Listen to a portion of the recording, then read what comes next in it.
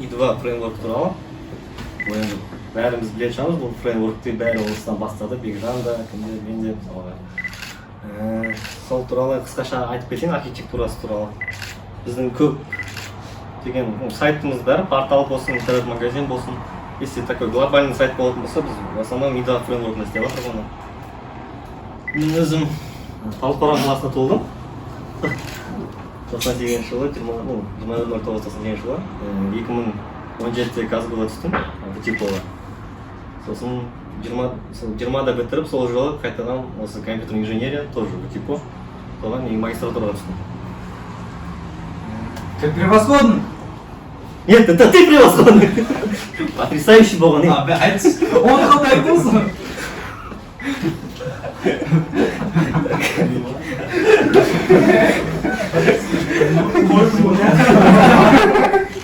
Короче, i2-ның негізгі сипаттамаларында ол Прекрасно. Уақытын кейін айтып отырмын. Ол, короче, ООП, модульділік, жеңілділік, жылдамдығы жоғарылығы. Енді ООП туралы бәріміз білетін шығармыз, ол объектно-ориентированный программирование дейді. Ол i2-да негізінен бүкіл құрастырылатын сайт, осы i2-да құрастырылған сайттың бәрі ООП негізінен жұмыс істейді. Сіздің класстар создать етесің, юниттар, соның барлығын шақырып қолданасың. Так, короче. Шығу тегі туралы айтып кетсек, истоки дейді ғой. i2 негізінен ол Prada деген не болған, фреймворк 2008 жылдары. Сол Prada-ның изяндарын, ошибкаларын дұрыстау үшін, осы дұрыстап басқалай фреймворк шығарамыз деген, соны жасау барысында олар Prada-ны емес, одан да бөлек шығарайық деп i2-ны шығарады. Symfony деген шаблонизатор құратын өзіміздің jQuery, Ruby on Rails, Joomla сол арқылы осы истоктары болып табылады. i2-да қандай мүмкіндіктер бар? Автозагрузка классов дейді, класстарды автожүктеу. Ол файлдарды DLL принципі бойынша қоса аламыз, подключение принципін DLL, Dynamic Link Library деп аталады. Ол мысалға біз просто путин көрсету арқылы нелерге класстарға біздің қосқан біз require one step тұр ғой. Короче, вот мыналар арқылы. Ой, иди. Вот мыналар арқылы.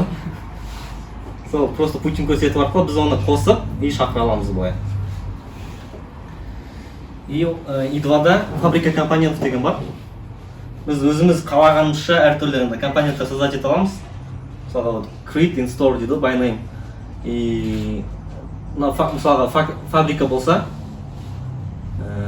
клиент, короче, запрос жасайды, мысалға бір түрлі какой-то бір запрос жасайды. Бізде ол бар компонент бар болса, осындай, сол запрос, осының запросына отвечать ететін не болса, біз сол компоненттерін аламыз фабрикадан. Сосын сол компонент, мынандай компоненттер, сол келіп шақырылып клиентқа ответ жіберіледі, жауап. i2 негізінен MVC несіне құралған, Models Use Controller бұл. Models'та негізінен әртүрлі базаға запростар, таблицалар сақталған, мысалға. Немесе өзің құрастырған әйтеуір класс болуы мүмкін ішіндегі әртүрлі абстрактный переменналармен. И осының барлығын, мысалға, Models, әртүрлі виджеттардың бәрі тек контроль арқылы жұмыс істейді. Біз вьюшканы мысалы қолданушы сайт ашады ғой. Сайт ашқан кезде ол бетке кіру үшін по-любому через контроллер жүреді да, соған байланысты. Мысалы запростың несі маршрутизациясы. Клиент құрады, Apache-да мысалға. Ол запрос жасайды, қандай запрос екен көрінеді. Потом сол запросты отвечающий рол дейді, ол вьюшка. Сол вьюшкадағы контроллер, короче, барады, ол вьюшка, экшн-ны по-любому контроллер тұрады да. И контроллерда бізде соның барлығы рендер етіліп, қолданушыға көрсетіледі. Аппараттық көрме коды арқылы жұмыс істеу мүмкіндігі бар. Ол дегеніміздің доступ работы, PDO деген база данных PDO арқылы жұмыс істейді. Мысалы, PDO ол PHP Data Object дейді, жаңа мен айттым. Ол дегеніміз уже SQL запростар бар, мысалы жазған select, insert, не барлығы уже жазылып қойған да, өз тілінде. Ыңғайлатылып, мысалға, сен select, all деп SQL жазып отпайсың да, бұл жерде просто ненің аты таблицаның, мысалға, users болса, users, find, оятсам ID андай деп қоя саласың да өзің. Сондай бар. Ол MySQL қосылған болсын даже, или PostgreSQL қосылған болса да екеуін по-любому осындай PDA арқылы жұмыс істейді. Вот Active Record'тар бар, уже жасалынып қойған методтар істейтін ішіндегі insert, update, delete, find. Осы бұның барлығы любой классқа, мысалы переменныға шақыра аласың. Готовый олар. Любой неде events бар ғой, енді OOP болғандықтан.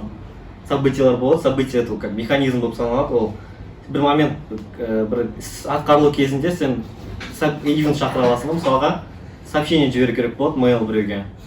Сол сообщениені жіберудің өзіне сен бөлек event қып жазып қойсаң болады да, басқа жақта қолданатындай.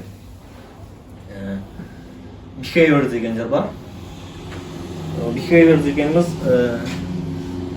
любой класстарға мысалға бір кодты дублировать етпеу үшін, тоже мысалы find болсын, не болсын, аттарын шығару мүмкін, или сортировка болсын, соны жазып қоясың да, оны любой бір басқа класстарда шақыра саласың да қолдана бересің. Онда сенің кодың андай ұзақ болмайды да, говно код болмайды, короче.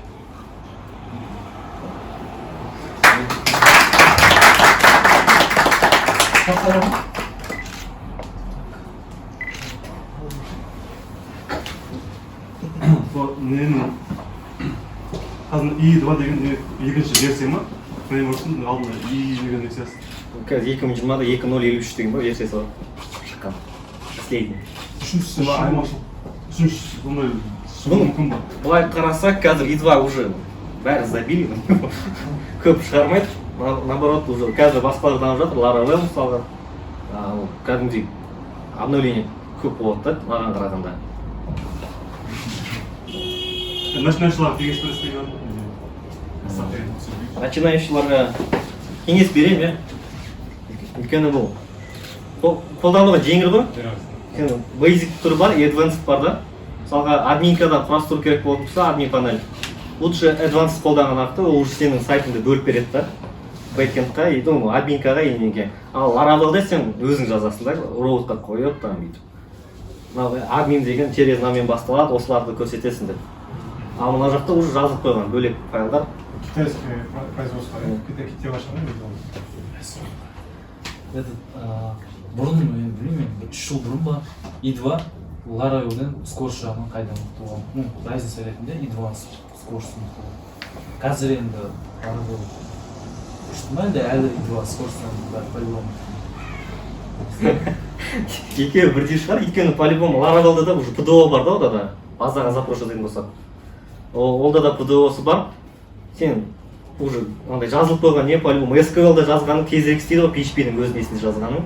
Чем бүйтіп, анау мысалы find дейді да, ол ана find-тардан іздейді қандай не еді деп мысалы. Ол жерде select деп тұрады, дейді SQL-дің осыны алып, оны бері алып келеді, ответін бүйтіп, не жазғызып мысалға, JSON-ғы не. По-любому ақырындырақ істейді. i2, по-моему, кезінде тез болған шығар, но қазір Laravel дамығанына байланысты Laravel тезірек ал. Жақсы рахмет.